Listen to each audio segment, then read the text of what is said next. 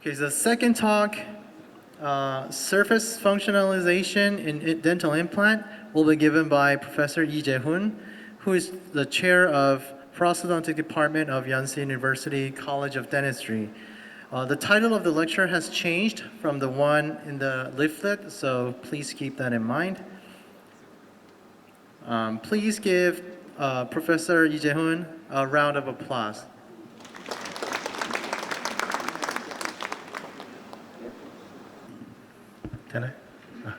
Thank you very much for a kind introduction. And I heard that many of doctors in this room came from abroad. And welcome to Korea in such a wonderful weather. Unfortunately, we are in a coex, not in a golf field. But I hope you have enjoy this time and hope also a fruitful time. The topic that I'm going to talk about is surface functionalization in dental implant. I think this surface functionalization is kind of new, some of you sitting here. So I'm going to talk about basic theory. What is the biological aging of titanium implant and how we're going to overcome this problem by using this technique, surface functionalization in dental implant. I think everyone in this room knows how important the process of osseointegration for successful implant restoration. To increase the success rate and enhance the initial stability of osseointegration, there has been many efforts, surface modification, and many other efforts. But here's a mystery. Why? Why still implant to bone contact cannot exceed 60%. To explain, I will go a little more detail about molecular biology level of osseointegration. Bone formation, in other words, osteogenesis, can be divided distance and contact osteogenesis. One is growing from the bone, and the other is growth starting from the surface of the implant. This contact osteogenesis, growth starting from titanium surface, is very important because unless you have a good bone growth on the surface of the titanium surface, you're not going to achieve good BIC and good initial stabilities. So I'm going to show you a short video clip and explain the possible reason why contact osteogenesis is so important. Upon implant surgery, we give drilling to the bone and it will cause hemorrhage. And many cells and cell proteins will be released. When we prepare socket, we place implant. Then those cells and cell protein will be contact with a titanium surface. And those cells and cell proteins will be a good source for the bone growth and osseointegration. So mesenchymal stem cell will land on the surface and it migrates and differentiate into bone-forming osteoblast and eventually it will become osteocyte. Therefore, how many of these cells and protein can successfully land, maintaining its activity, proliferating, and spreading is very important for osseointegration process. So, how we can achieve favorable circumstances and characteristics of titanium surface is very critical for osseointegration process.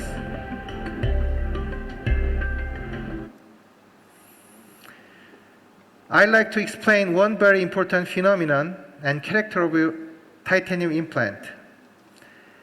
After titanium is milled for manufacturing, it will be covered by oxide layer in nanosecond.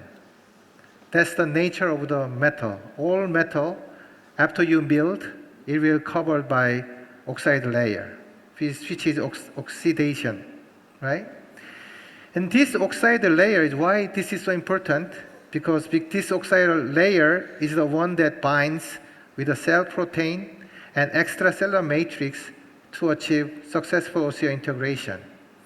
But one phenomenon that we overlooked in the past was this oxide layer will be contaminated in a nanosecond as well. And this contamination will be increasing as time goes by, and eventually its bioactive property will be diminished. Again, when oxide layer is formed, and inevitably there will be contamination on top. So, because of its bioactivity is diminishing for the cells and cell proteins, we call that biological aging of the titanium implant.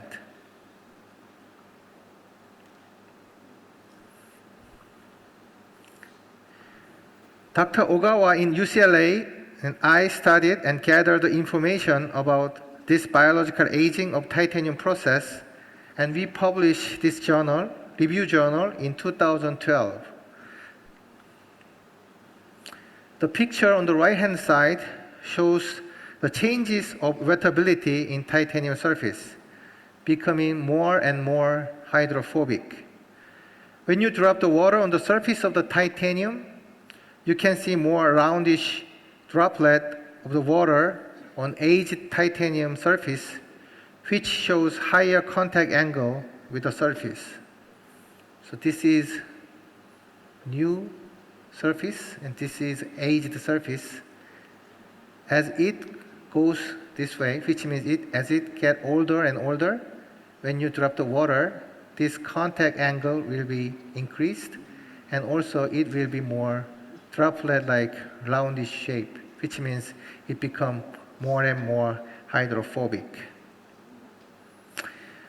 I'm going to share with you many evidence, but I'm going to start with very simple evidence. This is a very simple test that we can measure carbon atomic percentage on the titanium surface. Because the carbon is the major source of contamination of the surface. So measuring the amount of carbon on the surface is a good parameter of contamination. So after we treat with a single acid etching on the surface, it was 26%, 26 something percent. But after 2 weeks, the percentage increased up to 32%. And after 4 weeks, it reaches up to 35%. From this simple study, we can conclude after manufacture of implant, the surface will be contaminated by carbon as time goes by, which is not favorable, and it degrades the bioactivity of titanium surface to the bone cell and its cell protein, which eventually negatively influence the osseointegration process. This biological aging process cannot be explained by only hydrophilicity, but many other characteristics of titanium surface, like albumin absorption, cell attachment, cytoskeleton formation, cell proliferation, degree of differentiation of osteoblast to osteocyte, and mineralization of collagen matrix. There are lots of evidence of biological degradation of titanium surface to cells and cell protein in vitro level, which damages osseointegration. This is the first article experimenting to prove this biological aging on in vivo level. My graduate student and I published it in year 2018. We used acid etching, which we intend to mimic the manufacturing process of implant, making implant surface fresh as new. So because we cannot really manufacture a new surface of titanium implant, we treat acid etching so that we mimic the titanium surface as a new surface. And then we gave a time interval to 0, 2 weeks, to compare with the one manufactured longer than 6 months. We use 6 dogs for this experiment. Mandibular premolar on both sides were extracted. 2 months after extraction, the implant were placed. This is the timetable, shows the time interval, again, which was 0, 2 weeks, and 6 months since manufacturing of implant.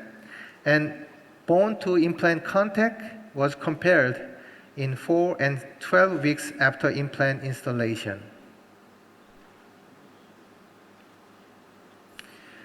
The result shows that there was statistically significant difference between groups of 6 months after manufacture versus newly prepared and 2 weeks old implant at 4 weeks of healing time. So we were able to prove that biological aging of titanium will degrade the osseointegration process in vivo level.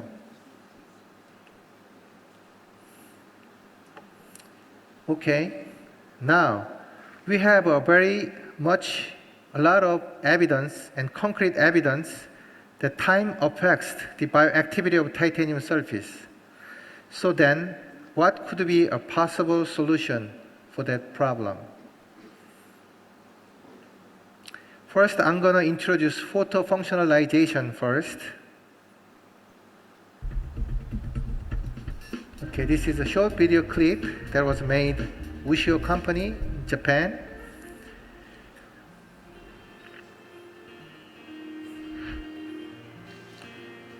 These 2 titanium discs shows UV light effect.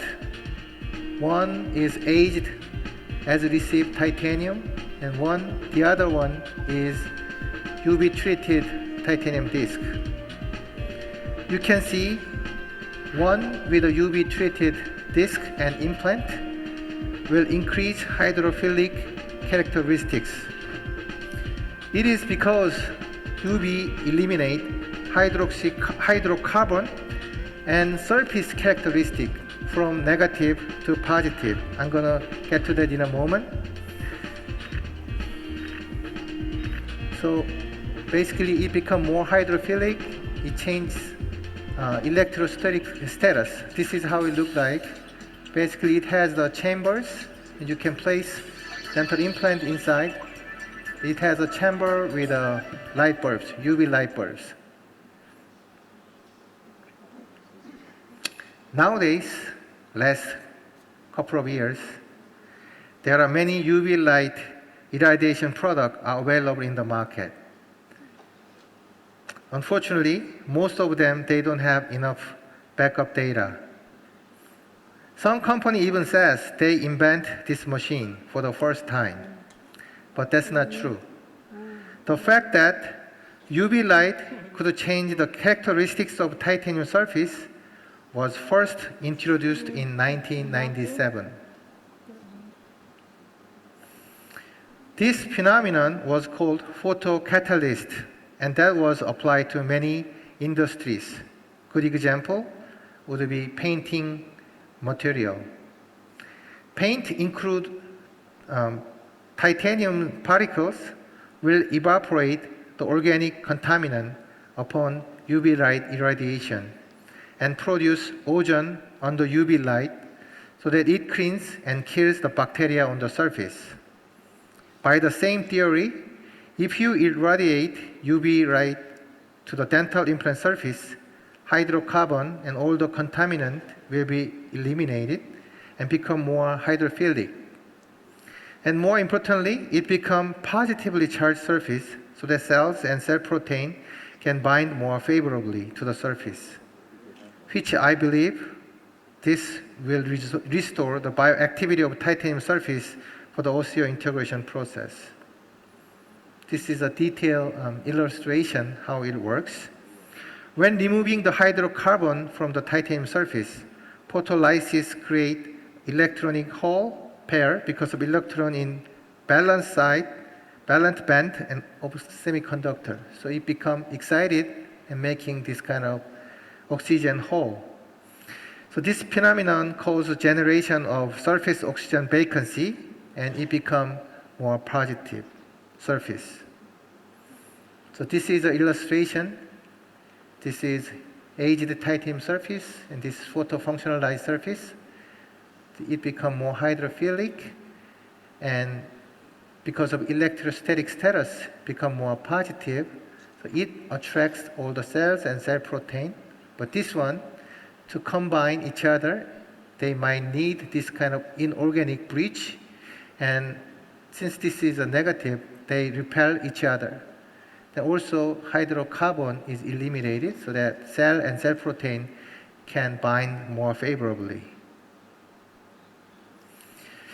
Okay, this diagram shows a negatively charged aged surface which repel the cell protein versus positively charged one that attracts cell protein. Most of cell and cell protein, they have a negatively charged. So to combine, to have a proper bind with the oxide layer, they need this kind of inorganic ions, like calcium. But because of it become a more positive, cells and cell protein can bind directly. This is the same illustration diagrams. So untreated titanium surface need this kind of inorganic bridge, and biological this kind of bridge. But with UV treated titanium disc, you can have this kind of direct contact and direct bindings.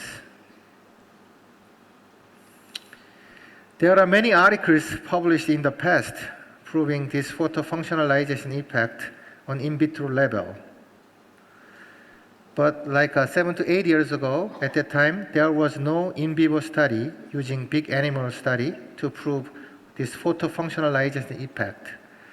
Therefore, for the first time, I did in vivo study experimenting UV light effect on titanium disc, titanium implant, and that was published 2013. I'm going to briefly introduce this study. 6 male dogs were used, and sandblast acid etching surface, which is SA surface, implant were used. And one you saw on short video clip, the Therabim Affini, that's the name of the product that was made by Ushio company, which is in Japanese company. And we use that for UV light irradiation. 15-minute irradiation were operated. Okay, this is a machine, how it looks like. And you have seen that on short video clip as well. Basically, it has a drawer, and you can place in, and chamber, inside the chamber they have a UV light bulb, so you can have a proper irradiation. So these are the picture after surgery. The teeth was extracted, and socket was healed for 2 months, and implant were placed.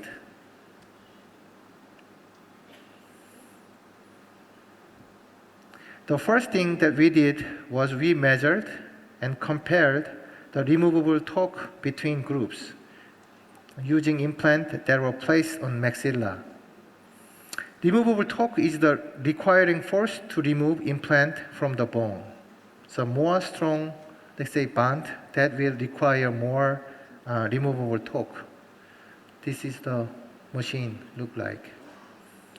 You can remove the implant from the bone by using that machine.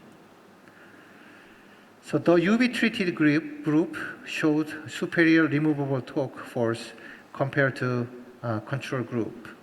There was a statistical difference. We also observed marginal bone sealing effect for UV treated group. For UV light treated group, we observed consistent intact marginal sealing on top portion of the alveolar bone. So all over the sample that we treat with this UV light, this marginal area was completely sealed and there was no destruction. But some of like untreated group, we found this kind of destruction on alveolar bone. So we were able to find this kind of marginal ceiling bone effect. And this is a bone to implant contact, and it was also superior in UV treated group. And when we compare on all three different zones, like cortical, bone marrow, and marginal zones, if you compare like a slide, you can see very continuous contact with the titanium surface with a bone.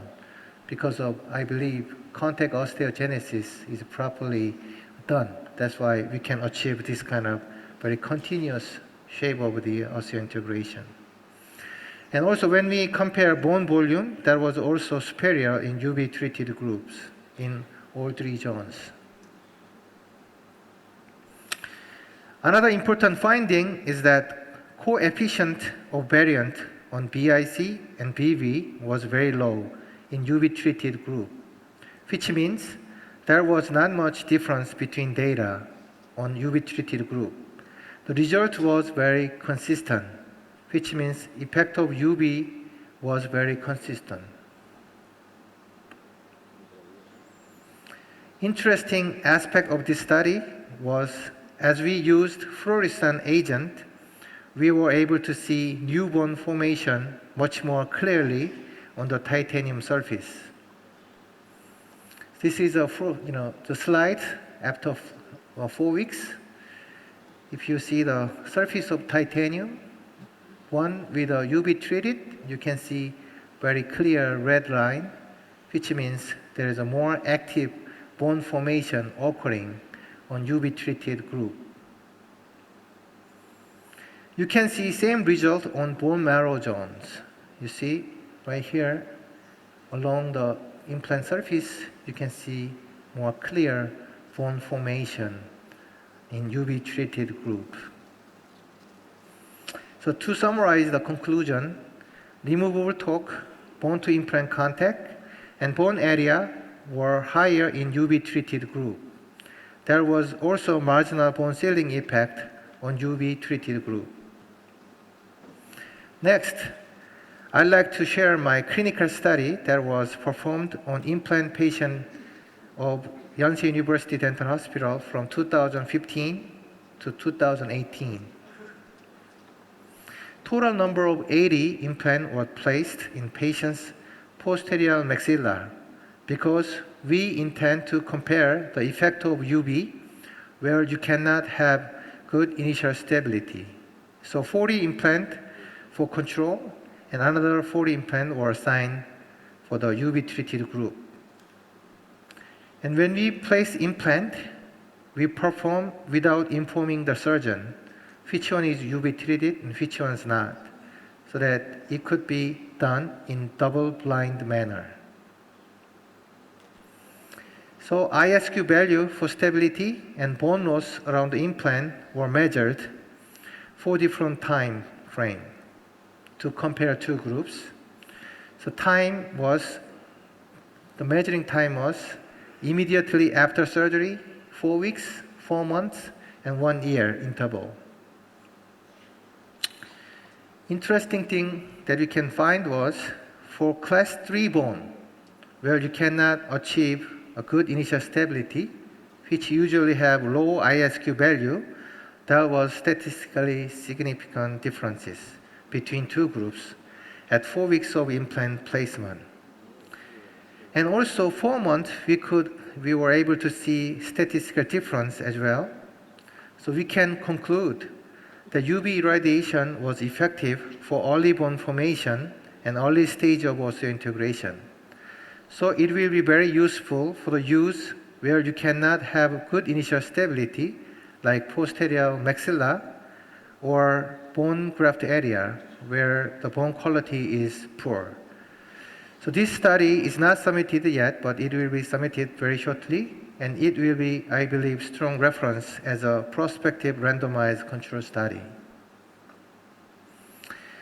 Okay, now I'll change the topic. Now I'd like to talk about non-thermal plasma method to compare with UV photofunctionalization.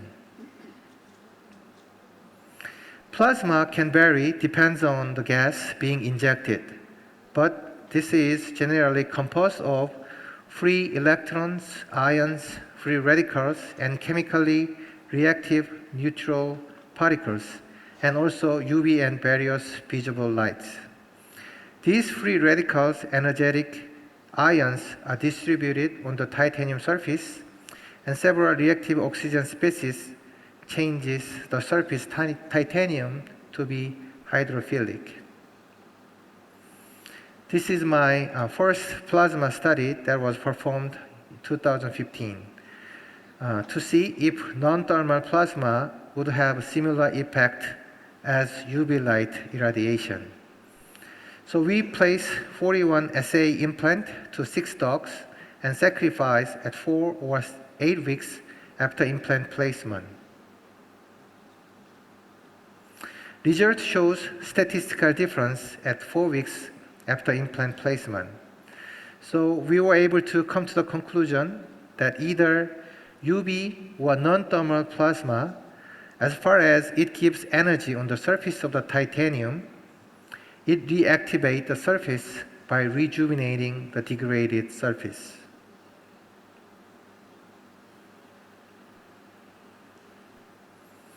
Non-thermal plasma has several advantages in that it can be used in patients' mouths to remove plaque and endodontic sterilization. And it can be also used even to exposure implant surface due to bone loss around implant by peri-implantitis. So now I'm going to go over several studies comparing the effectiveness of these two methods, UV photofunctionalization versus non-thermal plasma. Up to now, not many articles available, just only several, but I try to organize it and try to figure out and compare it. So first issue was the surface microstructure, whether these two methods can modify. There were no difference in surface structure between groups when the SAM or roughness measurement were used. So in other words, treatment such as UV and plasma do not change the surface structure. Here is a comparison of wettability. Both show a significantly reduced contact angle compared to the control, but there was no significant difference between UV and non-thermal plasma. In another experiment, there was also no significant difference between UV and non-thermal plasma in wettabilities. It has a good effect, but there was not much big difference between two groups. But when comparing the carbon ratio through XPS analysis, there was significant statistical difference between argon plasma and UV. Argon plasma showed superior carbon removal effect. So for the argon plasma group, cellular response was significantly higher in cell attachment during the first 2 hours and cell proliferation during the first 24 hours than UV. So there was a couple of articles was available that says that argon plasma was more superior to UV. However, Dr. Choi's study showed opposite result.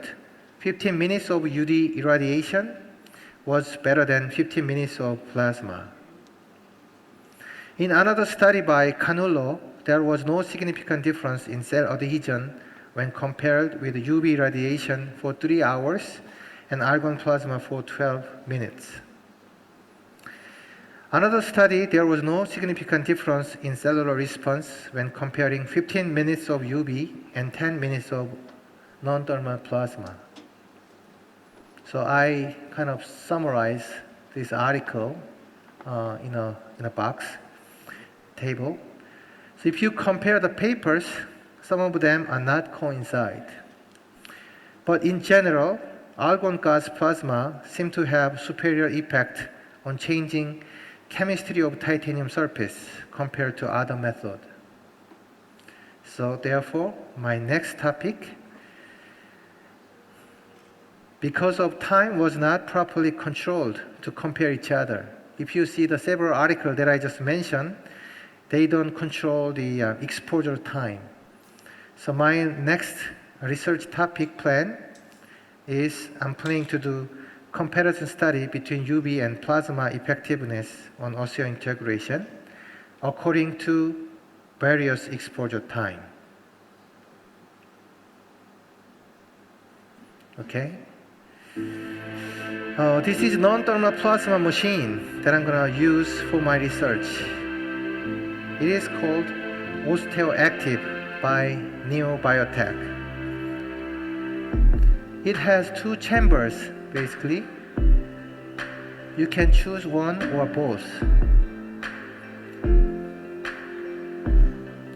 You can pick up the fixture with a sterilized this picker, and you can place implant in the chambers. And you can choose one or both, and you can press the button. Then in a 40 seconds, the activation will be completed. You can see there is a irradiation is going on through the gap. So most advantage of this best one is the time is less than one minute. So in 40 seconds, it is ready to be used for the patient.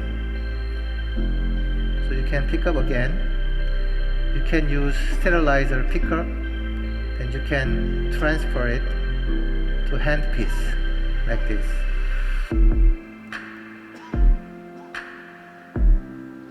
And without delaying any time, you can directly place the implant to prepare the socket. You can see those blood soak the implant surface dramatically, right? Because of this plasma activation. And you can place implant all the way in, and you can measure the initial stability by using any tech. I'm sorry. It has a couple of advantage, which is it takes less than 1 minute, and it doesn't produce any ozone like UV light does. And also it uses argon gas. This is, I think, most superior activation machine. To summarize my presentation, I'm going to talk about scientific implication first. Aged titanium surface has never been standardized and very recently started to describe in several literatures in the field of implant research. More studies in the future to compare different surfaces for their biological and osteoconductive potential may require the standardization of the age of sample, or careful interpretation of research outcome is required. In other words, all the paper that we have seen so far, we don't really consider this time effect, biological aging. We consider it as all same. But this is time we have to pay attention now. Second one, a summary for clinical implication. In fact, there was no regulation or exploration of manufacture, distribution, and storage in dental implant, except for the expiration of sterilization, which is normally 5 years. It is practically unlikely for implant product to be delivered to the users within 4 weeks after manufacturing. The time-related substantial degradation of bioactivity of titanium should draw an impending attention for exploring potential clinical implication and possible solution. Summary for clinical use. There are many surface functionalization devices available in the market, even in Korea. We have many devices you can even see on TV, right? However, not many, I think most of them, these are properly investigated, not investigated for clinical use. Therefore, those devices need backup researches in vitro, in vivo, and clinical level. Other than that, I believe it's very dangerous to be used. And some company use my own slide from my paper without proper quotation. I think they pretend that they did the study, but I think that's also very unethical. Okay, this is my last slide. I want to wrap up with my presentation with this summary. Time-dependent degradation was substantial in that the strength of osseointegration is greatly reduced compared with the newly prepared titanium surface. UV and plasma irradiation result in optimized cell environment on titanium surface. Both of them restore the bioactivity of titanium implant. Upon continuing research to improve surface functionalization device, more rapid and complete establishment of osseointegration will be possible in near future. Thank you very much for your kind attention. Thank you, Professor Jae Hoon, for your very informative lecture on the implant surface.